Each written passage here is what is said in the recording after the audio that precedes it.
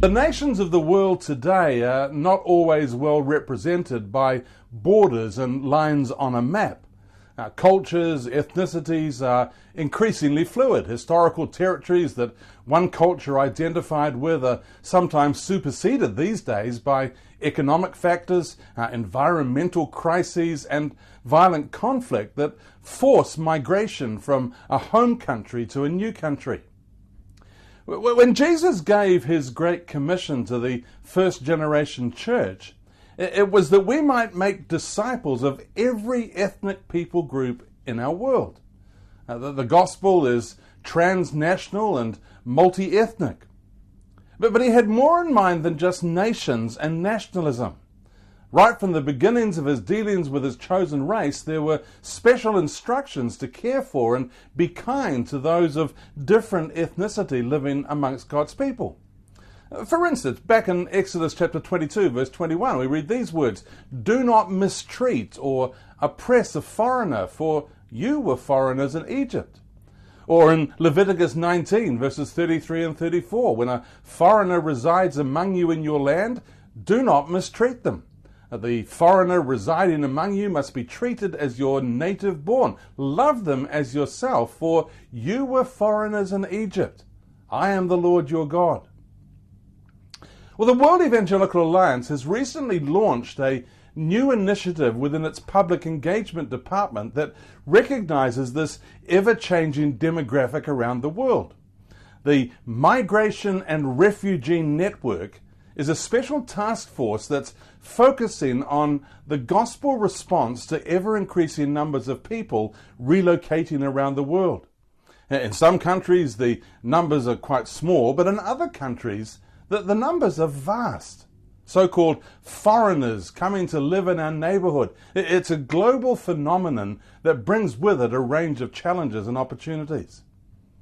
The Migration and Refugee Network aims at facilitating a coordinated response from the global to the grassroots level and strengthening the collaboration between various evangelical alliances, agencies and churches that serve the needs of migrants, refugees and those newest and most vulnerable communities. Well, heading up this new ministry is Chris Pulanayagam. Chris, it's great to have the chance to chat with you here. What's the big idea behind the Migration and Refugee Network? Why is this a subject that evangelical Christians ought to care about? Good question to start off with, and thanks for having me.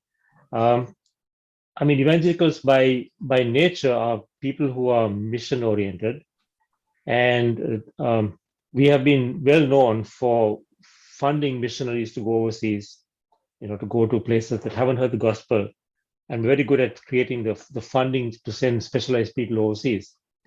But what's happening right now, I think, is that God is bringing those mission opportunities right to our doorstep, in the personhood of people who are on the move.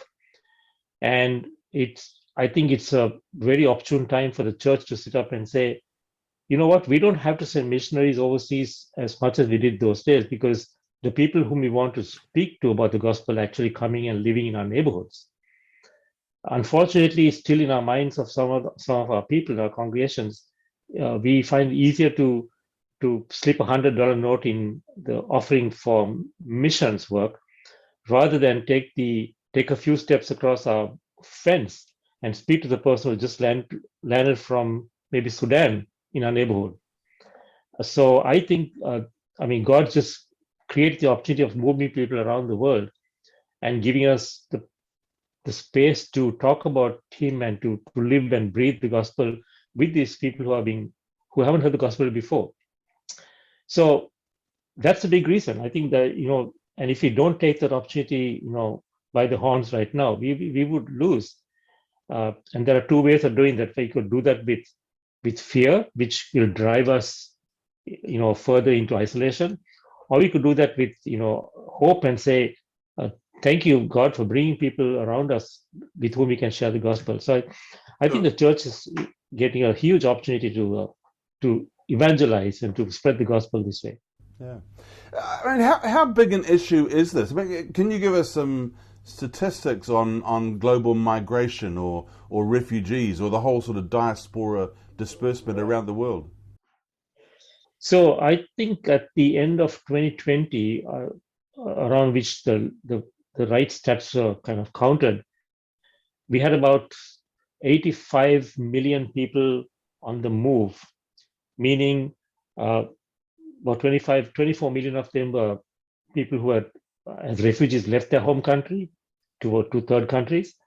And there were about double that amount who were internally displaced people, so people on the move within their own countries.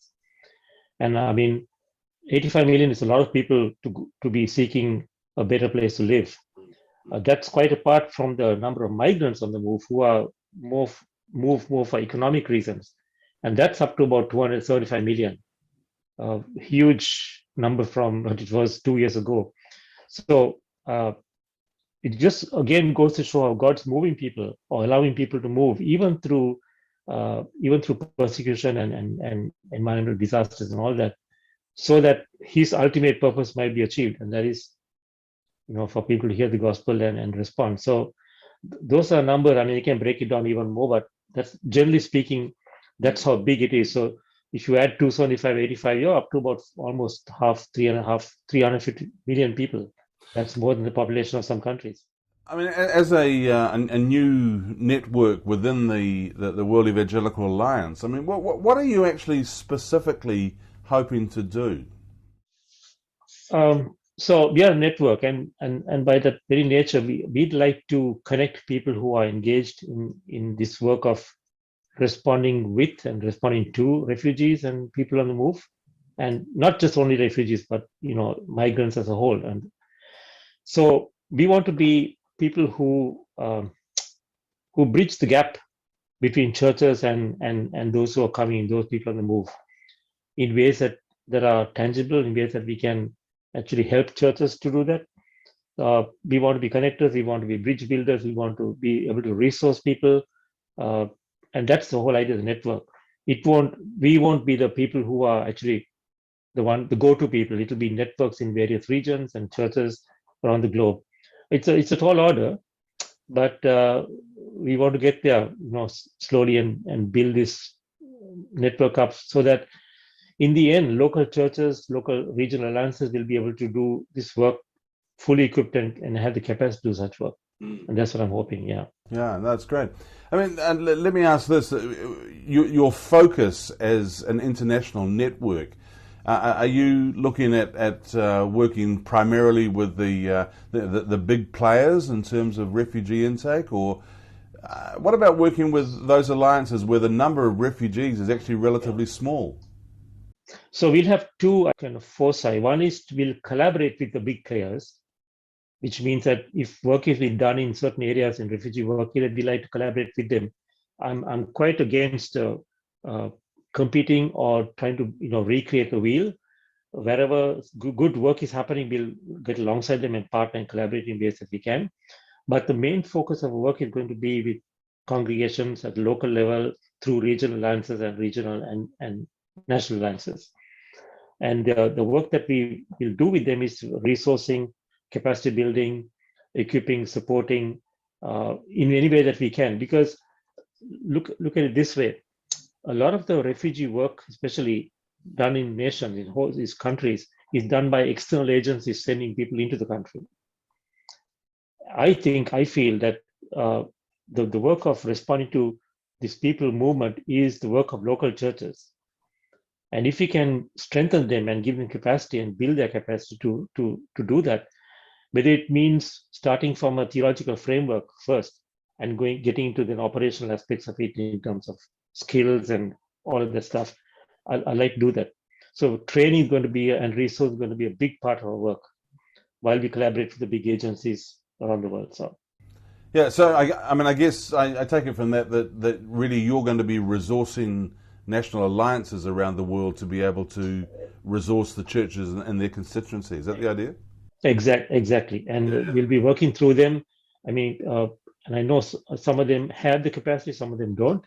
So we like to, go in there and find out how can we come alongside to enhance the capacity, right? For instance. Yeah. What are some of the big issues that migrants face when they come into a new nation? Speaking as a migrant myself, right, integration is huge. How do you integrate into a culture is foreign to you? And then within that integration, there's a whole spectrum of issues that I can name, right? Just like getting used to climate, for example, getting used to systems of education. Don't forget that as migrants and refugees, you leave your entire social capital behind and come to a new country. So you've got to build up your social capital again. You might come in as a doctor, but no one knows who on earth you are. So you got to reestablish through certification process, studying again, and all that has happened while you are trying to get your food for your family on the table and trying to find a house to live in. So there are all those multiple challenges that kind of stack up against you. That's external. Internally, your kids are adapting much faster than you are for a first generation migrant. That introduces problems too in terms of culture in your own home. You've got a cultures where kids don't talk back to your parents, but now in these cultures they come back and say they are brave enough to talk back and what do you do, right? So those are some of the real issues people face. There are other issues. I mean, racism. The othering of you. So you come here as a person, maybe of color, and you look different from the neighborhood you live in, and you might be considered the other, even in your own church. And that's why I keep coming back to the church, and I said the church is the best situated place to nullify those challenges and actually help people to integrate much faster. I benefit from coming to a church and being part of a church here, which is really gracious in helping me to establish fast. An evangelical alliance around the world may not have thought much about this, say, but in watching this interview, that they could get quite excited about it. What might an evangelical alliance in a given country consider doing to actually minister to migrants and refugees and the growing diaspora community? Yeah, I think a large portion of it, Brian, is answering the question why. Why must we engage in this work? And that comes back to our theological, frameworks and our foundations. I mean, the Bible is full of examples and exhortations about the other, how you treat the alien, how you treat the person who's foreign. And remember, those were written to tribes who were nomadic tribes anyway. They also were on the move. So when people came to their tents or their vicinity, they were supposed to accept them just as one would accept them themselves. And I think we need to reclaim that the theological understanding of what it means to welcome the stranger. And we are also strangers in this land. No one has been here for millions of years except people who are the indigenous folk, right? So I think there's a lot to be learned in terms of the theology around it, around missions, around accept, welcome the stranger. And like I started off by saying, even our mission, the idea of missions is a little skewed. It has got the Western way of looking at missions as sending somebody overseas. But how about looking at missions as going out and helping your neighbor who's come from a different place, who's coming from a place where you have sent a missionary, you have funded the person to go to, but actually that person is here now. Yeah. And equipping that person to, what does it mean to offer generous hospitality, right? I mean, those things are things that we would like to engage with the National Alliance and say, how can we equip and support your local churches to, for example, understand cultures? How do how can we give some training in terms of crossing cultural barriers? Even simple things like, so you might say, some people in our church never come to church on time. And I can understand that.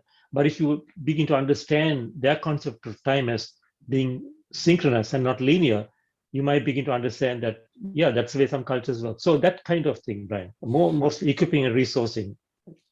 Are we talking about something that's difficult? Is ministry to migrants and refugees particularly specialised, or is it actually something that just about any church could engage in? It's very simple, but not easy. That's how I mean, the simplicity of it is found in the Bible. Right? Accept each other, accept the other person just as you would accept one of your own family members. That's the simple part of it. Love your neighbor as yourself. Right? It's easy to understand, but it's very difficult to do in practice because, in the end, we are human, and self-protection kicks in. When you're in my space, I want to protect my space. And how do we encourage and invite churches and congregations to open up that space so that the other can be now us and not them, right?